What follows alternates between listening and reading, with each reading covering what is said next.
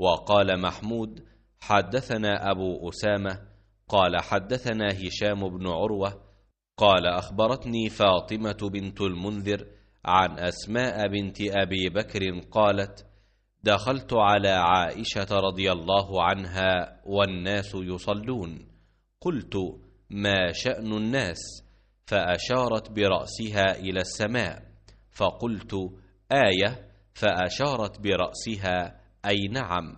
قالت فأطال رسول الله صلى الله عليه وسلم جدا حتى تجلاني الغشي، وإلى جنبي قربة فيها ماء، ففتحتها فجعلت أصب منها على رأسي، فانصرف رسول الله صلى الله عليه وسلم وقد تجلت الشمس، فخطب الناس وحمد الله بما هو أهله، ثم قال أما بعد. قالت ولغط نسوة من الأنصار، فانكفأت إليهن لأسكتهن، فقلت لعائشة ما قال؟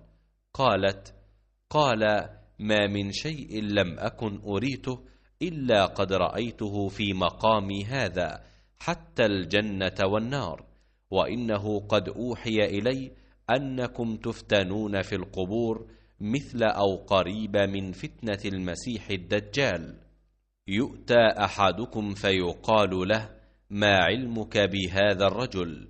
فأما المؤمن أو قال الموقن شك هشام فيقول هو رسول الله، هو محمد صلى الله عليه وسلم، جاءنا بالبينات والهدى، فآمنا وأجبنا واتبعنا وصدقنا. فيقال له نم صالحا، قد كنا نعلم إن كنت لتؤمن به. وأما المنافق أو قال المرتاب شك هشام، فيقال له ما علمك بهذا الرجل؟ فيقول لا أدري، سمعت الناس يقولون شيئا. فقلت قال هشام فلقد قالت لي فاطمة، فأوعيته غير أنها ذكرت ما يغلظ عليه۔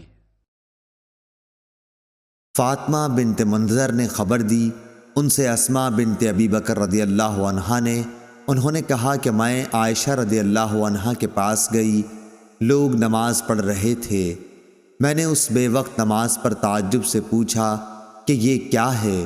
حضرت عائشہ رضی اللہ عنہا نے سر سے آسمان کی طرف اشارہ کیا، میں نے پوچھا کیا کوئی نشانی ہے؟ انہوں نے سر کے اشارے سے ہاں کہا، کیونکہ سورج گہن ہو گیا تھا۔ اسماء نے کہا کہ نبی کریم صلی اللہ علیہ وسلم دیر تک نماز پڑھتے رہے، یہاں تک کہ مجھ کو غشی آنے لگی۔ قریب ہی ایک مشک میں پانی بھرا رکھا تھا، میں اسے کھول کر اپنے سر پر پانی ڈالنے لگی۔ پھر جب سورج صاف ہو گیا تو رسول اللہ صلی اللہ علیہ وسلم نے نماز ختم کر دی۔ اس کے بعد آپ صلی اللہ علیہ وسلم نے خطبہ دیا، پہلے اللہ تعالیٰ کی اس کی شان کے مناسب تعریف بیان کی، اس کے بعد فرمایا اما بعد۔ اتنا فرمانا تھا کہ کچھ انصاری عورتیں شور کرنے لگیں، اس لیے میں ان کی طرف بڑھی کہ انہیں چپ کراؤں تاکہ رسول اللہ صلی اللہ علیہ وسلم کی بات اچھی طرح سن سکوں، مگر میں آپ کا کلام نہ سن سکی، تو پوچھا کہ رسول اللہ صلی اللہ علیہ وسلم نے کیا فرمایا؟ انہوں نے بتایا کہ آپ نے فرمایا کہ بہت سی چیزیں جو میں نے اس سے پہلے نہیں دیکھی تھیں، آج اپنی اس جگہ سے میں نے انہیں دیکھ لیا، یہاں تک کہ جنت اور دوزخ تک میں نے آج دیکھی۔ مجھے وحی کے ذریعے یہ بھی بتایا گیا کہ قبروں میں تمہاری ایسی آزمائش ہوگی جیسے کان دجال کے سامنے یا اس کے قریب قریب۔ تم میں سے ہر ایک کے پاس فرشتہ آئے گا اور پوچھے گا کہ تو اس شخص کے بارے میں کیا اعتقاد رکھتا تھا، مومن یا یہ کہا کہ یقین والا؟ ہشام کو شک تھا، کہے گا کہ وہ محمد رسول اللہ صلی اللہ علیہ وسلم ہیں، ہمارے پاس ہدایت اور واضح دلائل لے کر آئے، اس لیے ہم ان پر ایمان لائے، ان کی دعوت قبول کی، ان کی اتباع کی اور ان کی تصدیق کی۔ اب اس سے کہا جائے گا کہ تو صالح ہے، آرام سے سو جا، ہم پہلے ہی جانتے تھے کہ تیرا ان پر ایمان ہے۔ حشام نے شک کے اظہار کے ساتھ کہا کہ رہا منافق یا شک کرنے والا، تو جب اس سے پوچھا جائے گا کہ تو اس شخص کے بارے میں کیا کہتا ہے، تو وہ جواب دے گا مجھے نہیں معلوم، میں نے لوگوں کو ایک بات کہتے سنا، اسی کے مطابق میں نے بھی کہا۔